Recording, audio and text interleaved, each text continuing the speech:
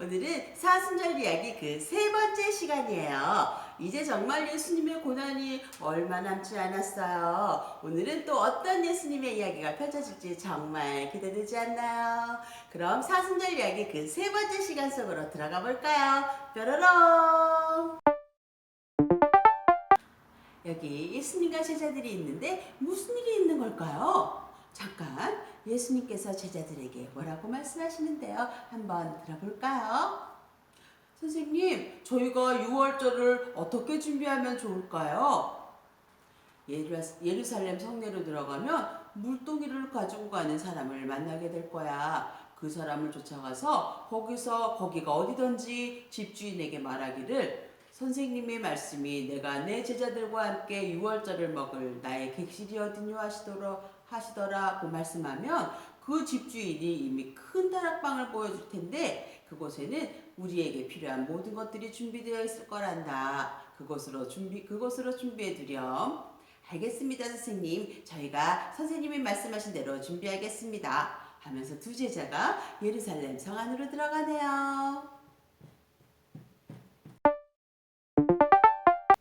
여기는 예수님께서 말씀하신 대로 제자들이 유월절을 예비하기 위해서 모이신 마가의 다락방이에요.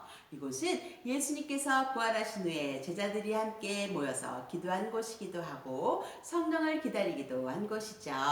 제자들이 성령을 받은 후에는 이곳이 예루살렘의 첫 번째 교회가 되기도 했어요.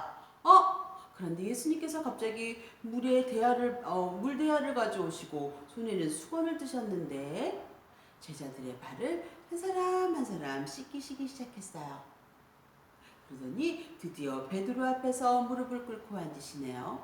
이게 도대체 어떻게 된 일이죠? 예수님, 무슨 일이 일어난 거예요? 알려주세요. 궁금해요. 주여, 주께서 어찌하여 내 발을 씻기십니까? 예, 베드로야, 내가 하는 일을 지금은 네가 알지 못하겠지만 이후에는 알게 될 거란다. 주님, 절대로 제 발을 씻으실 수는 없어요. 그러시면 안 되죠. 내가 너를 씻기지 아니하면 너와 나는 아무 상관이 없어. 예수님, 그렇다면 제 발뿐만이 아니라 제 손과 머리도 씻겨주세요. 이미 목욕한 자는 발밖에 씻을 필요가 없느니라. 온몸이 깨끗하니라. 그러나 너희 중에 한 사람은 깨끗지 아니하니라. 목욕을 했다는 것은 예수를 믿고 그의 보혈의 공로를 말미암아 우리의 영혼이 구원을 받았다는 뜻이에요. 이미 예수를 믿는 사람은 날마다 다시 예수를 믿는다고 고백할 필요는 없어요. 그러나 우리가 예수를 믿어서 우리의 영혼이 구원받았다고 할지라도 이 세상에 사는 동안에는 마귀의 유혹 때문에 우리는 날마다 죄를 짓게 되죠. 하나님은 사랑하시는 자녀들이 죄 가운데서 괴로운 삶을 사는 것을 원치 않으시기 때문에 날마다 자신의 죄를 회개하며 깨끗하고 거룩한 삶을 살기 원하세요. 예수님께서 발을 씻어주신 것은 날마다 더러워진 자신의 죄를 회개하라는 말씀이시죠. 그러면서 예수님은 제자 중 한 사람은 깨끗하지 못하다는 말씀을 하셨는데 이것은 예수님을 팔아먹는 가룟 유다를 향한 말씀이셨어요. 가룟 유다는 영혼을 구원하실 구세주로서 예수님을 믿은 것이 아니라 이스라엘 나라를 로마로부터 해방시키실 혁명가로 여기거나 혹은 세상의 왕으로만 생각한 거예요.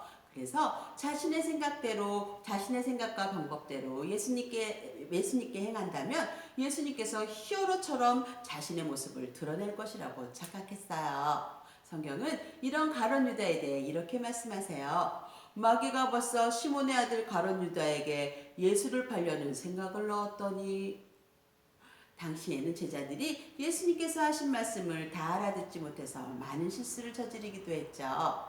예수님께서는 제자들이 알 수 없는 알쏭달쏭한 이야기들을 많이 해주셨어요. 갑자기 제자들의 발을 씻기신 것도 제자들의 입장에서 보면 받아들이기 힘든 일이었죠. 당시에는 발을 씻긴다는 것은 그 집에 온 귀한 손님을 대접하기 위해서 그 집에 가장 힘든 일을 하는 낮은 하인이 하는 일이었거든요. 사순절 이야기 두 번째에서 향유 마리아가 자신의 눈물과 머리털로 예수님의 발을 씻기시던 일을 기억하나요? 많은 사람들이 그것을 보고 놀란 데는 바로 이런 이유가 있기 때문이에요.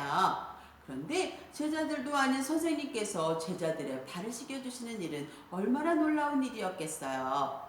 그러면서 예수님은 지금은 예수님께서 왜 제자들의 발을 씻기셨는지 알 수 없지만 후에는 알게 될 거라고 말씀해 주셨어요.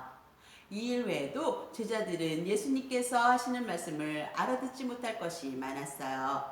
예수님은 예루살렘 성전을 보시고 저것을 허물면 내가 3일 만에 다시 짓겠다 하신 적도 있고, 예수님께서 이제 죽으실 것을 말씀하시면서 향유 마리아가 향유를 부은 것은 당신의 장례를 예비한 일이라고 말씀하시기도 했어요. 그리고 아직 경험해보지 못한 성령에 관한 이야기도 많이 들려주셨죠. 예수님께서 성령에 대해서 말씀하실 때는 보혜사 곧 아버지께서 내 이름으로 보내실 성령, 그가 너희에게 내가 너희에게 가르친 모든 것들이 생각나게 하시리라 라고 말씀해 주셨어요.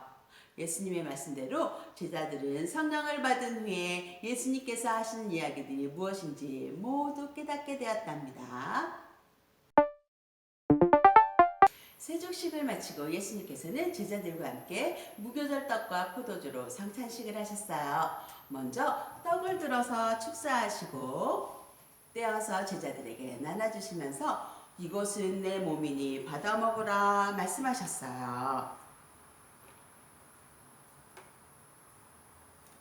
제자들은 모두 예수님께서 나누어주신 떡을 먹었죠. 떡을 먹은 후에 다시 잔을 들어서 축사하시면서 축복해 주셨어요. 가라사대 이것은 많은 사람을 위하여 흘리는 바 나의 피 곧 언약의 피니라 라고 말씀하시면서 제자들에게 잔도 먹게 하셨어요. 성찬식을 마치신 예수님은 제자들에게 말씀하셨어요. 내가 너희에게 한 것을 너희가 알겠느냐? 내가 너의 주인이 되어서 또 선생님이 되어서 너의 발을 씻겼으니 너희도 서로 발을 씻기는 것이 옳으니라.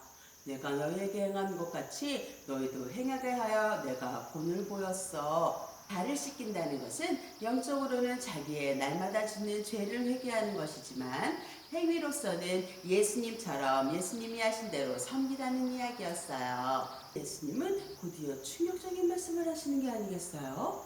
바로 제자 중에 한 명이 예수님을 팔 거라는 말씀이었어요. 예수님은 하나님의 계획대로 이 세상에 오셔서 고난을 받으시고 돌아가셔야만 했어요. 그렇지만 예수님이 그런 일을 감당하기 위해서는 반드시 예수님을 파는 사람이 필요했던 거죠. 그러나 예수님이 사랑하는 제자 중에 그 일을 감당할 필요는 없었다는 거예요. 하나님은 예수님은 사랑하시는 제자들 중에 그런 사람이 있다는 것이 너무너무나 마음이 아프셨어요. 세상에는 악한 일을 하는 사람들이 있어요. 하나님은 세상의 모든 사람들이 구원받기를 원하시기 때문에 이런 사람을 얼마나 안타까워하시는지 몰라요. 그래서 가룟 유다가 자신을 팔 것을 알면서도 그는 차라리 태어나지 않는 편이 좋을 뻔했구나 라고 하시면서 끝까지 그를 사랑하시는 모습을 볼 수가 있어요. 요한은 예수님의 사랑을 듬뿍 받는 제자였어요. 항상 예수님의 옆에서 꼭 붙어서 베드로와 야고보와 함께 예수님의 사역을 돕곤 했죠. 이 고난전 마지막 유월절 식사 때도 어김없이 예수님의 옆에 딱 붙어서 식사를 하다가 예수님께서 이런 엄청난 말씀을 하시니까 너무 궁금했어요. 그래서 예수님께 여쭤보죠. 예수님, 그 사람이 누구일까요? 저한테만 알려주세요. 예수님은 요한에게 살짝 대답해 주셨어요. 내가 떡 한 조각을 찍어다가 주는 그 사람이 바로 그 사람이니라. 그러시면서 떡을 떼어다가 가룟 유다에게 주시는 거예요. 유다야, 받아라. 유다는 예수님이 주신 떡을 받았어요. 떡을 받아 먹은 후에 바로 자기의 할 일을 하러 나갔어요.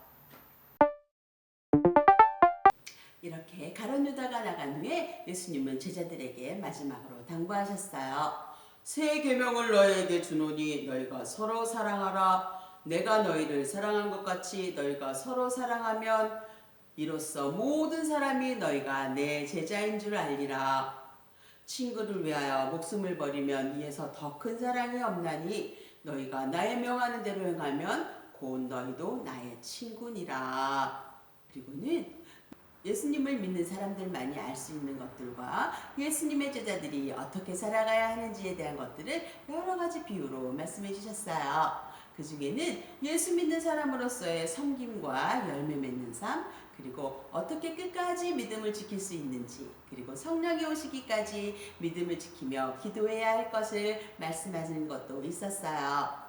그리고 예수님의 제자들이 모두 무서워서 예수님을 버리고 뿔뿔이 흩어지리라는 말씀을 하시면서 심지어 베드로는 네가 오늘 밤 닭 울기 전에 나를 3번 부인하리라 라고 말씀하셨어요. 베드로는 그 말을 받아들이기가 어려웠지만 후에 베드로는 정말 예수님의 말씀대로 예수님을 3번 부인하게 되죠. 예수님께서 말씀하신 일들이 아직 일어나지는 않았지만 예수님께서는 고난받고 죽으신 후에 제자들이 얼마나 힘든 일을 겪고 또 슬퍼할지 미리 아셨기에 이렇게 여러 가지 일을 제자들에게 알려주신 것이에요. 우리는 병원에 가서 주사를 맞으면 아프다는 것을 알지만 주사를 맞으면 빨리 병이 낫는다는 것을 알기 때문에 잠깐 무섭고 아픈 주사를 견뎌낼 수가 있는 것이죠. 그것처럼 예수님은 하나님의 계획을 미리 아시기에 사랑하시는 제자들이 예수님께서 세상에 함께 계시지 않아도 믿음을 지키며 살아갈 수 있게 미리 말씀해 주시면서 후에는 예수님의 이름으로 오실 성령으로 말미암아 이 모든 미리 하신 말씀들이 생각나게 해주시겠다고 약속해 주셨어요. 요한복음 15장 33절에 보면은 이것을 너희에게 이름은 너희로 내 안에서 평안을 누리게 하려 함이라. 너희가 환난을 당하나 담대하라. 내가 세상을 이기었노라 하시니라. 라고 말씀하셨어요. 이런 여러 가지 당부의 말씀들은 밤이 새도록 계속되었어요. 예수님은 새벽이 되어서야 제자들과 함께 겟세마네라는 동산에 기도하러 올라가셨어요. 거기에서는 또 어떤 일들이 예수님 앞에 기다리고 있을까요? 그 이야기는 사순절 이야기 그 4번째 시간에 계속될 거예요. 사랑하는 어린이 여러분, 이제 정말 예수님이 고난받으시고 부활하심을 축하하는 부활절이 얼마 남지 않았어요. 다음 주는 특별히 예수님의 고난에 동참하는 고난주간을 보내게 돼요.